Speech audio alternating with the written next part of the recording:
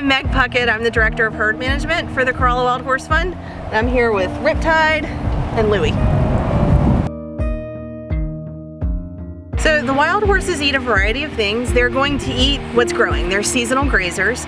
And so in the summertime, there's lots of grass growing, both in the marsh and the swampy areas, and then on the dunes and in yards in the more populated areas. They will browse for all kinds of things. They will eat Russian olives, they will eat wax myrtles. We've seen them browse on live oaks. So it really just depends on what season it is, but they are gonna go to where the food is. And biologically, horses are meant to kind of go with the seasons. And so that's why, especially at the end of the summer, you see wild horses that are very plump and almost fat because they're going into the winter with lots of fat reserves. And actually we see that happen with the horses here at the farm too. Even if they're not wild anymore, that biological impulse is still there. And so they go into the winter nice and fat, and then by late winter, early spring, they have lost most of that weight, and that's actually very healthy. That's what we want to see, because you don't want them coming back into spring and green grass that could make them sick if they're very overweight. And so there's a very cyclical nature to all of this too. So managing a horse's diet that's coming directly out of the wild can be a little tricky depending on the horse, and also depending on the time of year that we're removing them from the wild. And so it's actually in the summertime, it's more of management that we have to do with their diet, because the green grass is actually really not very good for them. They don't have lush pastures up on the 4x4, so they're not acclimated to getting a lot of grass, and grass can have a lot of sugar in it. It can make horses pretty sick, and so we have to limit their grass intake and start them on grass very, very slowly. Whereas hay, we can go and buy all kinds of different hay, different types of grasses, and all that different hay is going to have different calories, different sugars. We can have that hay tested, and so we will know exactly what we're feeding that horse. And so hay is actually a much safer thing to transition the wild horses onto than anything else. And so unless a horse requires a special diet due to body condition, or if they're being administered drugs that need to be given to them with feed, we generally don't feed them any grain or anything like that. We just start off with hay. But we do feed grain in special cases if it's required for a horse's nutrition, if we're having to medicate a horse for some reason and they need grain to be able to take that medication. And so we do have a few horses here that are fed a commercially processed food, and Riptide is actually one of them. He needs to get extra salt in his diet, and also he is growing, and so those extra calories help him get through his growth spurts. We have a couple older horses here that in the wintertime get a specially formulated senior feed to help them get through the winter. That just gives them some extra calories that they're not going to get from the hay, and so that helps them maintain their weight through the winter.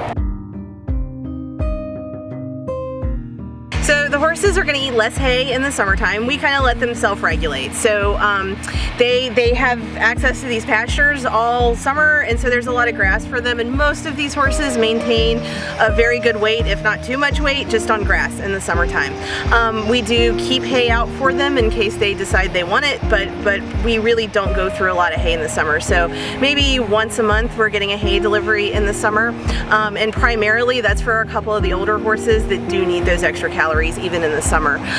In the wintertime, we are usually getting a hay delivery once a week, and that's because the horses are going to go through more hay in the winter. Number one, because there's not as much grass to eat, and number two, because horses burn more calories trying to stay warm, and so they need extra food that's going to help them stay warm through the winter. So they do eat a lot more in the wintertime. So it kind of depends on the horse and how much they're eating. You know, they're all gonna have a different sort of intake. We have pastures that have a lot of horses in it. So the mare's pasture has 9-10 horses. They go through 2 bales, big round bales of hay, probably every 5 days in the wintertime. And whereas a pasture with just 2 horses, like these guys out here, a bale of hay might last them about a week, maybe 10 days in the wintertime, just depending on the temperature and the weather and everything. When it's really cold, they're gonna eat more. When it's not as cold, they're gonna eat less. So we have 19 horses on the farm, and so hopefully they will all be with us through the winter, and hopefully we will not have any extra horses coming here for the winter, because we don't ever want to have to remove a horse from the wild. And again, that's a weekly thing. In the wintertime, hay becomes pretty much what our life revolves around out here, is feeding these horses for the most part. It's a big job to keep everybody fed and healthy, but we've kind of got it down to a science here. We know how much they're going to eat and how to schedule the deliveries and when we're going to need to schedule to get hay out. It's a well-oiled machine, but it's a lot of work. They burn a lot of calories trying to stay warm in the wintertime, and so we want to make sure that they have food in front of them all the time, especially some of these older horses that may struggle to keep weight on in the winter. The winter can be hard on them, so we want to make sure they have plenty of hay that's going to keep their bellies full and keep them warm. They don't have to work quite as hard to stay warm when they've got all those extra calories coming into them as well. We will also, for some of the older horses, sometimes we'll blanket them, and that will help keep them warm, and so that will actually decrease the amount of hay they may need to eat. And so we'll try to find a balance there to where they're having their needs met that way, and they're staying warm and comfortable and well fed all winter. So our grass here at the farm starts to kind of die off really by the end of August, beginning of September. Right around this time of year, we're starting to see less grass in our pastures. Some of that right now is due to lack of rain, but this is about the time of year where we start to see our hay needs increase a little bit, where we're starting to feed hay a little more frequently than we were even a month ago. And the horses are even telling us that they're starting to get fuzzy. They're starting to grow in their winter coats. And so winter and that colder weather is definitely right around the corner. We pay attention to what the horses are doing. You can kind of tell when they need extra food, because they'll stand here at the gate and let you know if they're not getting enough grass. But we're definitely starting to up our hay feeding now.